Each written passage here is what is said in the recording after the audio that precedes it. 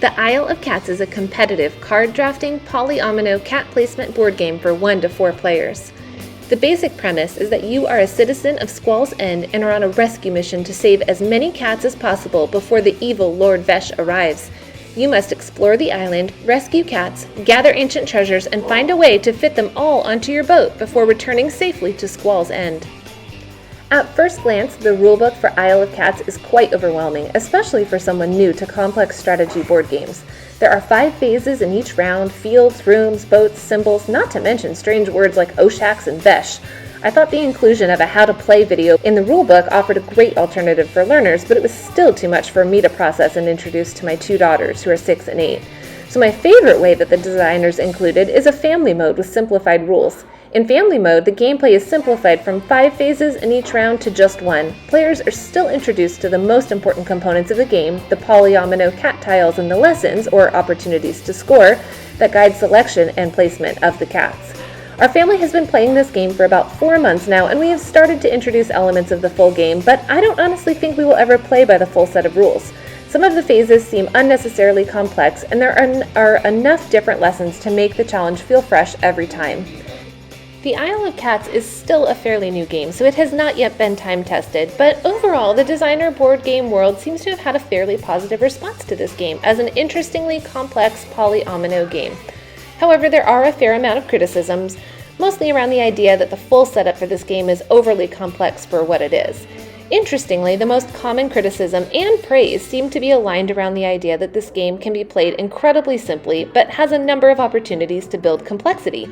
That said, those who complain that the complexity is in vain and that the objectives of the game don't feel meaningful to the player are probably just not cat people, because my daughters have had no problems buying into the idea of saving these cats from Lord Vesh. This game relies on experiential learning as players try out different strategies. For example, points are awarded for families of light-colored cats but are deducted for any rooms on your boat that are not fully covered. At different times, I've tried to focus on maximizing families, covering every single spot on the board, or collecting and achieving as many lessons as possible. Without playing the game fully through, it's difficult to appreciate whether or not these are good strategies, and sometimes it's surprising. There's also a strong element of social learning since some of the lessons are public and some are private. Everyone is encouraged to participate in public lessons, such as earning a point for each cat of a certain color touching the edge of the boat, and for many of these lessons, your success is not mutually exclusive to your opponents. On the other hand, you might intuit from an opponent's behavior what his personal lesson goals are, such as creating the largest cat family, which changes your own motivation if you are particularly inclined to try to thwart him. Not that that happens in our family. Isle of Cats uses a complex point system to assess player learning. At its most basic, players earn points for capturing special treasure, building cat families, and accomplishing lessons, while they lose points for leaving rats or empty rooms on their boat. However, depending on the goals of each lesson, winning points for one objective may actually cost you points for another. Everyone has a different set of lessons, so they must tally their individual lesson points in addition to more standardized point categories. This game is great for spatial reasoning, much like everyone's favorite polyomino game, Tetris. My husband swears that his experience with Tetris is why he can so efficiently load our dishwasher.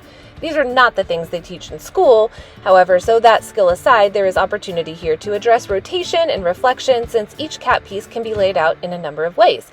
It would be interesting to play this game to practice academic vocabulary with partners in a geometry class who must direct one another in the way they want each piece placed on the boat without touching the piece themselves. Asking your partner to rotate the piece 90 degrees clockwise would definitely add a layer of instruction. The score sheets are also a great way to practice basic addition and subtraction, which is perfect for my 1st and 3rd grade daughters. If you make your kids calculate everyone's scores, they get twice the practice. You just might want to double check for any errors. It's really interesting to watch the strategy that each member of my family uses while playing, and I think it shows a lot about personality and values. For example, one of my daughters is not a risk taker, so she prefers to take care of anything that would lose her points, like covering the rats, first. My other daughter is very methodical and patient, so she will often pass up her turn if just the right cat isn't available.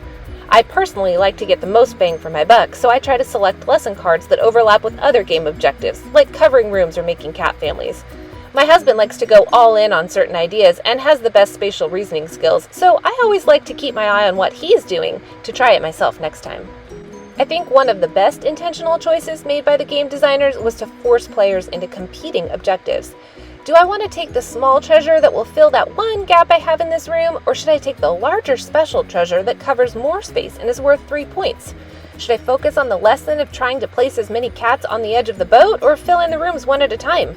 These decisions keep the game from feeling stale. It can also feel torturous at times, but that's part of the fun. That said, like many of the reviewers, in the full gameplay, I found there may be too many competing objectives. The card drafting process is pretty complicated. A currency in the form of fish is introduced to add value not only to the cats, but also to the basket you need to collect them and the lesson cards. The 5 phases seem to slow down the fun part of play, which is putting cats on your boat. As I said, we've introduced a few of the more complex pieces, such as the larger Oshax cats that can be labeled any color, and the fish as a currency for lesson cards, but I don't know that we will ever play the game with its entire complexity. The great thing is, that's okay. This game is a ton of fun regardless of which combination of rules you use, not only for my cat-loving kids, but also for us adults.